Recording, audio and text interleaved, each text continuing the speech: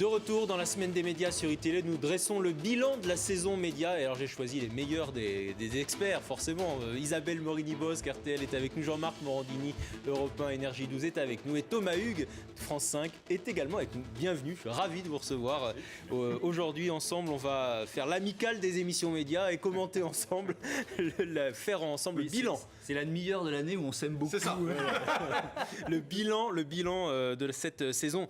C'était la chose la plus commentée en septembre dernier, c'était l'Access. On a parlé de guerre de l'Access. L'Access Prime Time, où cette tranche horaire avant 20h, entre 18 et 20h, où 13 millions de personnes à 18h sont devant la télé et où ils finissent à 22 millions avant les grandes messes du 20h. On comprend bien tout l'intérêt économique, toute la guerre, tout le choix et la stratégie des chaînes. Alors il y avait beaucoup d'émissions, certaines n'ont pas résisté. Jean-Marc, vous le savez, puisque votre émission s'est arrêtée au bout de 8 numéros, c'était sur Énergie 12. Il y avait Sophia Aram sur France 2, dont l'émission s'est arrêtée en janvier. Elle a été remplacée par Laurent Ruquier, qui n'a pas tenu 2 mois. TMC avec Julien Courbet, sans aucun doute, s'est arrêté également il y a quelques semaines.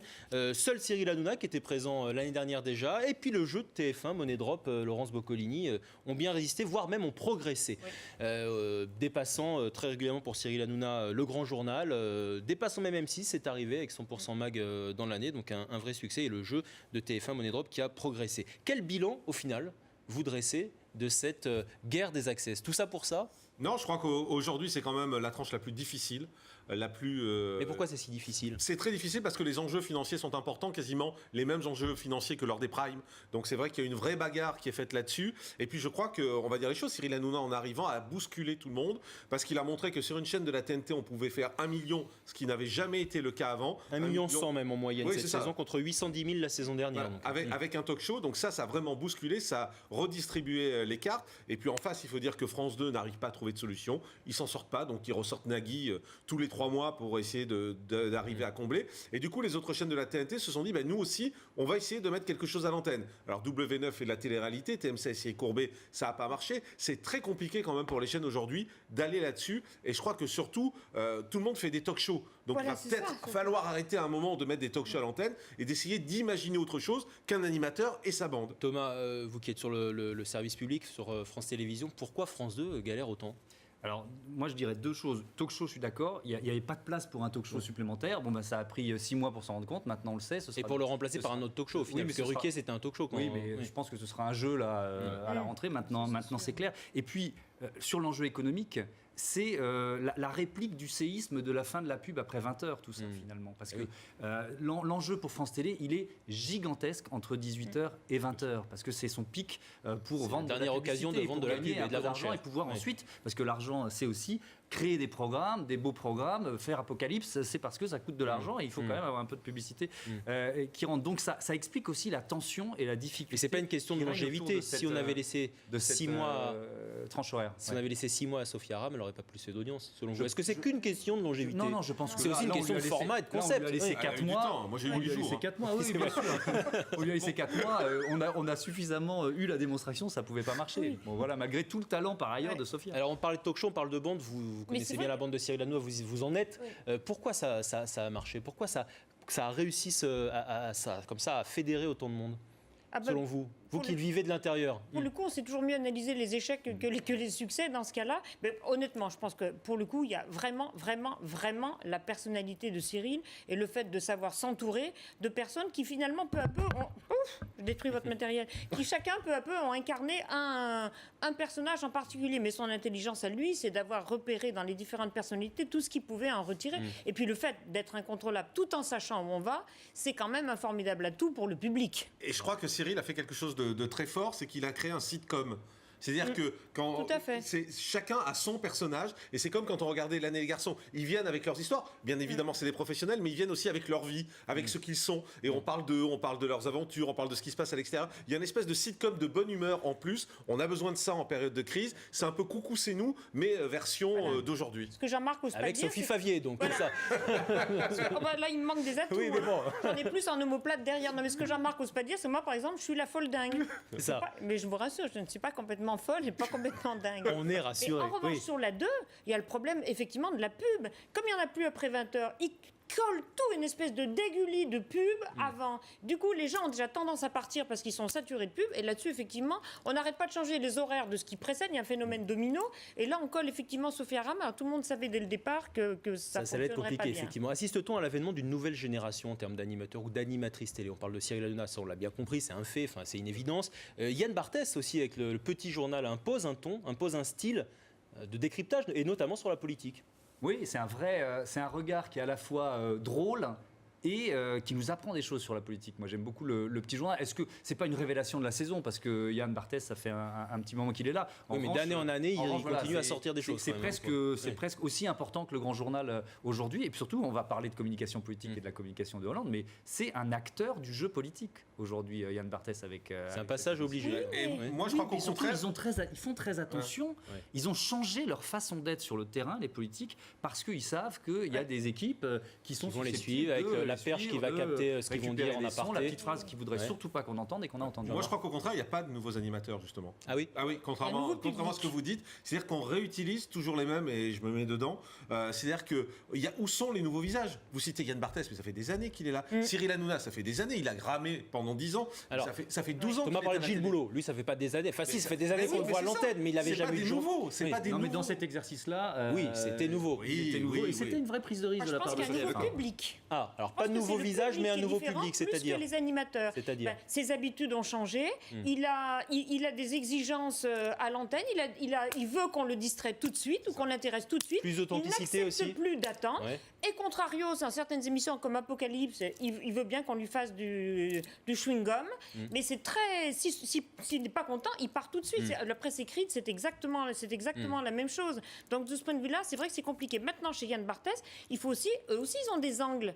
Eux aussi, il faut les décrypter de temps en temps. Moi, je me souviens de la fameuse scène Mélenchon-Eva Joly, où Yann avait dit « il se serre pas la main, ils s'aiment pas ». Bah oui, c'était serré la main 20 minutes avant, ils n'allaient pas se la resserrer après, sauf qu'au moment, évidemment, où on les a chopés, ils se la serraient pas.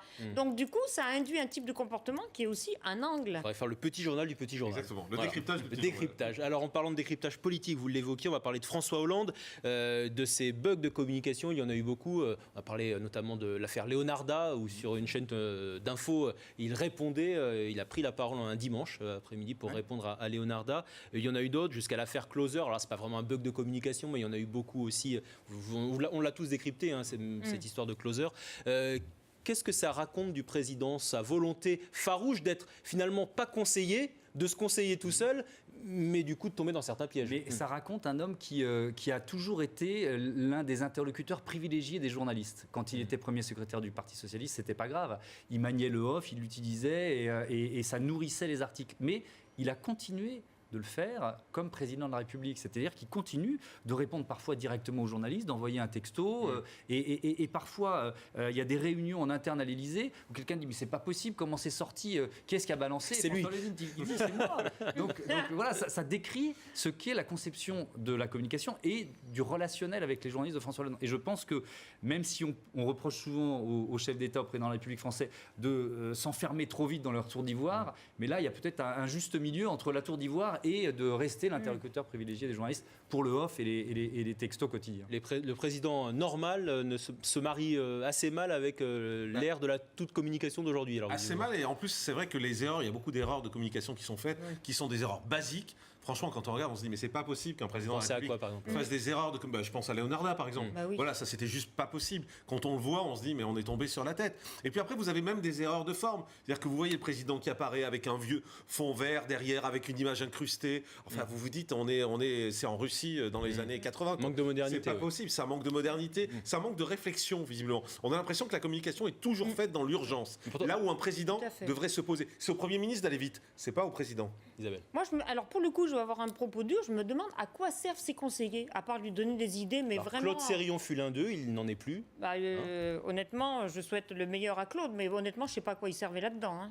Mais précisément je parce crois qu'il n'avait que- pas envie d'en avoir peut-être de conseils, sans doute. conseils déjà. À ce moment-là, il ne faut pas en prendre. Oui. Ça devient Et autant de salaire. François hein. Hollande est arrivé avec une conception qui était une conception à l'opposé de celle de Nicolas Sarkozy. Il voulait absolument se démarquer en tout, notamment dans la façon de ne plus occuper quotidiennement le terrain médiatique. Ça, c'était sa baseline de démarrage, avec le nom de Jacques Pilan qui ressortait, qui était le conseiller en communication, qui avait inventé la rareté de la parole présidentielle sous François Mitterrand. Mais ça pouvait marcher dans les années il y avait 80, pas à l'heure des d'Internet, réseaux sociaux, d'Internet, impossible. des blogs, des émissions quotidiennes. Ce n'est plus possible. Ce n'est plus Et moi, possible. sa réponse à Patrick Sébastien m'a choqué, le tweet qu'il a Le fait, tweet, ou le ouais, texto le qu'il a texto, fait. Alors, racontez-nous, parce qu'on n'a peut-être pas suivi Les cette semaine. intermittents font une communication au moment de la fête de la musique, il n'y a pas de réponse. Patrick Sébastien l'interpelle publiquement en disant En direct. tu as placé l'humain, nanana, et là il lui répond. Alors ça veut dire quoi? Qu'il répond qu'au puissant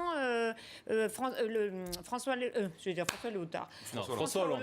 Oui. Et que, voilà, quand il y a une communication des gens de la masse, il ne répond pas. Il suffit que quelqu'un de médiatiquement important l'interpelle pour qu'il réponde. Il y a un truc qui profondément me choque là-dedans.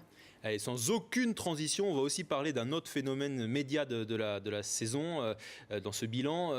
C'est l'émergence des princes du buzz. C'est-à-dire, et c'est d'ailleurs assez véhiculé par des chaînes comme Énergie 12 ou des chaînes où les émissions de télé-réalité sont très présentes. Je pense à Nabila, je pense au Ch'ti, des gens qu'on ne connaissait pas il y a encore quelques mois et On les connaît toujours qu'on ne pas, connaîtra pas dans quelques mois, mais qui, le temps Oui, mais d'une vous en parlez émission, beaucoup, quand même. en tout cas, sur le blog. Nabila, en tout cas dans cette fameuse tranche de l'Access, font beaucoup de bruit. En restera-t-il longtemps quelque chose? Est-ce une habitude durable selon vous, Isabelle? Mais je vais vous dire si François Hollande lui répond, parce que Nabila, elle a aussi. Ah oui, c'est vrai. François Hollande, C'est vrai, dans le donc, JDD, la semaine dernière. Elle le Elle le conseille. conseille, voilà. Oui. Donc oui, ça raconte quoi de l'époque? Moi, je pense qu'il y a une tartufferie, alors pour le coup, des médias, pas de vous deux, mais des médias, parce que comme on n'ose pas s'intéresser à Nabila pour ce qu'elle est, etc., on la survalorise en disant, vous savez, elle est sacrément Elle a fait intelligente, toutes les émissions, parce Nabila. que- Elle est passée, Oui, oui. elle est peut-être pas Voilà, passée, mais pas la vôtre. On l'a reçue ici. Elle est venue chez Jean-Marc. Elle n'est pas allée chez sur nous. RTL, non? Bon, Non, pas voilà. chez nous. Mais en tout cas, elle a fait le Grand Journal. Elle a fait toutes les émissions. Elle était Elle au a fait JDD le encore la dernière Elle a fois. fait le Grand Journal Avant même, en ouais. étant l'invité, donc avec Michel Denisot dans la dernière partie de sa saison, en étant l'invité solo de la dernière partie. Alors bon, il faut décrypter. Mais alors, ça raconte quoi C'était du précisément, niveau des ça grandes stars du rock. Elle hein. a fait la dernière page de Libé aussi. Non, mais- Oui, mais Libé, ça s'est raconte, battu Thomas, mais- pour comment l'avoir. vous l'auriez décrypté dans l'émission si elle était Mais venue? on l'a décrypté. Moi, je pense qu'on est dans une. C'est ce qu'on décrivait tout à l'heure. Tout vaut tout. Finalement. Et notre rôle de journaliste en général et de journaliste média, c'est justement de donner de la perspective, de prendre le recul et de dire que tout ne vaut pas tout, de mettre une hiérarchie de l'information. Et si on revient juste aux bases de ce métier, Nabila, elle devrait jamais avoir 20 minutes dans une émission de l'importance du Grand Journal, à mon avis. Mais C'est en pour même ça que temps, je l'ai en pas même temps, la invitée. faute à qui? La faute à qui? La oui. faute aux journalistes, la faute aux animateurs ou la faute au public qui, à un moment donné, pendant une semaine, veut voir Nabila et donc tout le monde se bat pour la voir et on lui donne 20 minutes parce qu'on Oui. sait que ça va être une belle Il y a une audience. attente. Parce qu'il Oui, y a il une y a attente. forcément une attente du public. Bah oui. Si ça ne faisait pas d'audience, Exactement. on arrêterait de l'inviter, Tout à fait. évidemment. Mais le rôle du journaliste, c'est peut-être aussi de ne pas toujours courir après ce que demande le public. Et on en revient au verdict de l'audimat, puisqu'elle a eu droit à sa propre émission et ça n'a pas marché. Exactement. Donc Ça, c'est sans doute que la mode s'est tarie, enfin en tout cas que la source s'est tarie. On Oui, termine. c'est les stars jetables. On en fait, verra hein, sur la. Oui, ça. c'est ce que j'allais dire. C'est la mode Kleenex. quoi, Exactement. c'est ça. Et on termine par l'actualité quelque part, parce que nous sommes en pleine Coupe du Monde brésilienne, et la Coupe du Monde brésilienne, celle de 2014, n'a jamais autant réalisé d'audience sur TF1 en l'occurrence, puisque seule TF1 en chaîne gratuite la diffuse. Sur Beansport, qui est la chaîne payante, également ils battent des records. Plus de 16 millions pour les matchs de l'équipe de France, mais même les tout petits matchs à 18h réalisent des pointes parfois à 9 millions juste avant le 20h, sur des matchs avec des équipes qui a priori ne sont pas d'un grand intérêt. Pourquoi ? Mais c'est des matchs qu'on regarderait jamais. Non, Pendant c'est les- Équateur-Belgique par pendant exemple. les 3 ans Oui. et 11 mois qui. Pas Équateur, c'est une équipe précèdent. Chili-Belgique. Oui. Parce que c'est le Brésil, parce Mm. que c'est le pays du foot, parce que la mayonnaise a pris tout de suite, parce que les matchs sont de qualité, il y a beaucoup de buts, donc le spectacle est de qualité. Et puis, j'aurais pu commencer par là, parce que l'équipe de France fait de nouveau rêver. Et qu'on a envie de rêver et de se prendre à donc, il y a un 98, effet quoi. d'entraînement Ouais. avec les résultats de l'équipe de Moi, France. j'ai fait un débat sur Europe 1 il y a quelques jours en demandant aux auditeurs est-ce qu'on en fait trop avec l'équipe de France, Oui. avec la Coupe du Monde. Et à 80%, ils répondaient non, laissez-nous rêver. Voilà, foutez-nous la paix et laissez-nous rêver. On a envie d'y croire et on veut continuer. Allez, on va rêver tous ensemble. Merci d'être venu nous voir. Merci Isabelle, on vous retrouve sur RTL. À la rentrée chez Hanouna également sur D8. Merci Jean-Marc, on vous retrouve dans un grand direct encore plus grand. 9h midi. 9h midi sur Europe 1 l'année prochaine. Et Thomas, on vous retrouve l'année prochaine, midi et demi, midi 35 précisément, sur France 5 dans Média Le Mag et Fiction le lundi. Merci de nous avoir suivis. On se retrouve bientôt peut-être. C'était la dernière émission de la saison. Salut.